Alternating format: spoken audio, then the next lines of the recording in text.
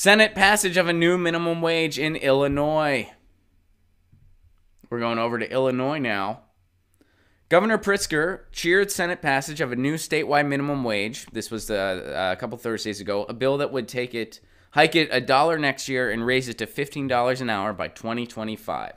So here's the quote. Today, the state Senate made it clear that working families in Illinois deserve a raise, and they're going to get one, the governor said in remarks in Springfield after the Senate voted 39-18 to advance the measure. Lead sponsor, Senator Kimberly Lightford of Maywood, introduced Senate Bill 1 only Wednesday, but it immediately cleared committee, and the full Senate approved it Thursday. Pritzker applauded Lightford and urged House sponsor Rep. Will Guzzardi to move equally swift. So the state's current minimum wage is $8.25. If enacted into law, the Senate bill would raise it to $9.25 next year and through gradual steps would advance it to $15 by 2025. This is a 6-year period to allow businesses time to plan and adapt to this legislation. I would like a more aggressive plan, but this is a step. This is an important step. And the movement for living wages across the country is picking up steam. New Jersey just approved $15 an hour. Illinois is working on it now. This movement is picking up steam. And once again, these movements are contagious. These strikes are contagious. These actions are contagious. So it's happening in Illinois. Now, there's been a little bit of pushback. So let's look into this. Push to raise the minimum wage in Illinois has many concerned there will be more consequences than benefits. Okay. Let's see what this article is all about. A bill to increase the minimum wage in Illinois has passed through the Senate and is on its way to the House of Representatives. The bill would raise the minimum wage to $15 an hour over a 6-year span. For many people, they worry this pay increase could come at a cost. At some point in their lives, most of us have worked a minimum wage job. Lauren Dodd has worked at Crossroads Cafe for 2 years. She said, well, more money would be nice. It's not fair to others who have college. Oh, my God. Okay, she said, well, more money would be nice. It's not fair to others who have college degrees.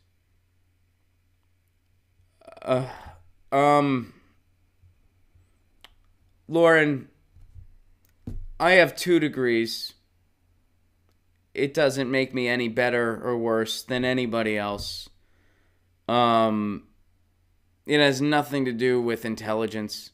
I know some of the dumbest people I know have master's degrees, and some of the smartest people I know have barely finished high school. And that's the truth. I also know a lot of brilliant people that have master's degrees, and I know a lot of dumb people that barely finish. My point is, the level of education you completed is not a sole factor of your intelligence, nor is it really remnant of any type of accomplishment.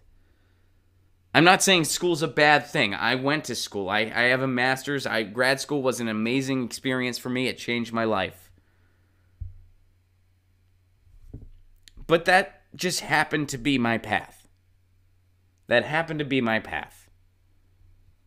I came from a family of academics, so school was a big deal. I really developed a love of learning in college. There were issues that I really wanted to study, like media policy and media structures. That was my field of interest. I was able to study it. I got lucky because I came from a family of academics. I ended up, between saving up from birth and between summer jobs and between scholarships and between tuition remission that you get when you have parents that work in academia, which both of mine did. I was able to not have very much student loan debt after my undergrad. I had very little. I was very lucky. And then my graduate degree, I got a funding package. So I had no student loan debt there. So I was incredibly lucky in that regard. And, what does that have to... That means I deserve a higher wage than somebody else? What? That makes no sense. That makes 0 sense. Plus, I'm no better or worse than somebody that became a carpenter or became a mechanic or decided school wasn't for them and just wanted to work and travel whenever they saved up money. I mean, like, what the hell does that have to do with anything? I mean, like, what mental... Oh, that's not... I don't want to make more money. That's not fair to the people that have college degrees. Like, who? All right, let's get back to this article. It's going to take some minutes. Okay. She said that while more money would be nice, it's not fair to others who have college degrees. I didn't choose to go to college. Should I have? Yes, that's on everybody's own basis. But for the people that went to college for 6 years and are getting worked for 10 years to max out at $15 an hour, and somebody walks in the next day and starts at $15 an hour, that wouldn't cut it for me. Why? Just because someone went to college, you think that automatically means they worked hard? They might not have. They might. I used to teach college too, and I can tell you, some of those people there were working 2 and 3 jobs so they could go to school on the side, and they worked their ass off. Some of those people there just had wealthy parents. They didn't know what they wanted to do, so they were dicking around in my classroom 40 minutes a day. I saw that and everything in between. Once again, you can't assume something just because somebody has a piece of paper. All right. Dodd also feels the increase may cause a reaction and drive up living costs. I think it will just turn into a big chain link process. Yeah, it also means people are spending more money because they have more of it to spend. Okay, so here's this person's boss, Soni Halimi. Halimi would love to give his employees more money, but it's just not possible. I care more about the employees than myself. I feel bad sometimes, they don't make enough money, I wish I could pay them $15 or $10 per hour, but it's just really hard. This is bullshit. This is complete and utter bullshit. And you see people say stuff like this a lot. You see like, oh, I wish I could pay them more. But it's just, it's just, really? There's some law prohibiting you from paying your employees more? You can't do it? Or you don't want to?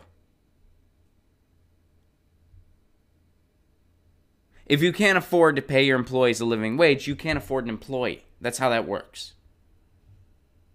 That's how that works.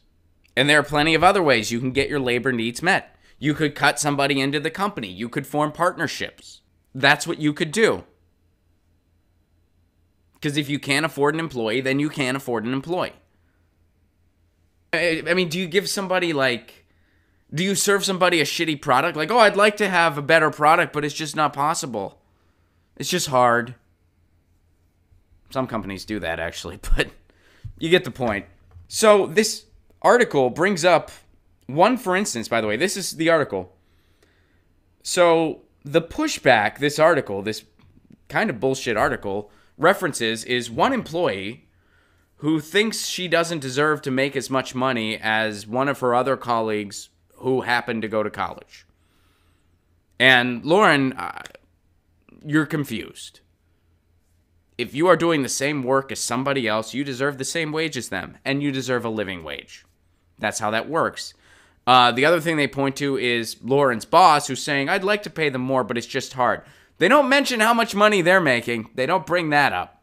But it's hard. Oh, the CEO said it's hard. That's enough. Those are the only 2 things this article has. Oh, and then the cost of living might go up. The cost of living, yeah, more people are going to be spending money. Other cities that have done it, that's what it's shown. It helps business. Business goes up. People see greater revenues because more people have money in their pockets, so they're spending it. The cost of living is going up in those cities, but for other reasons.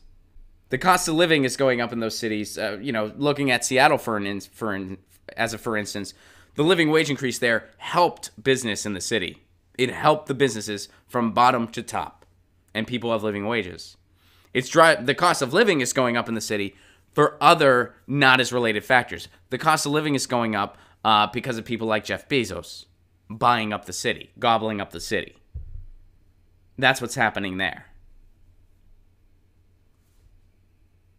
So living wages helps everybody. Sometimes because of other factors, cost of living goes up anyway, but at least people got a living wage in their pocket. What a bullshit article, too. Oh, it's getting some pushback. There's this person that thinks they don't deserve as much money as someone who went to college, and the CEO says it's hard. There you go. There you have it. Get your news on with Ron. Don't you want to know what's going on? We're getting our news on today. Get your news on with Ron. Don't you want to know what's going on? We're getting our news on today. You can tweet me an article at Ron Placone. We'll go through it together and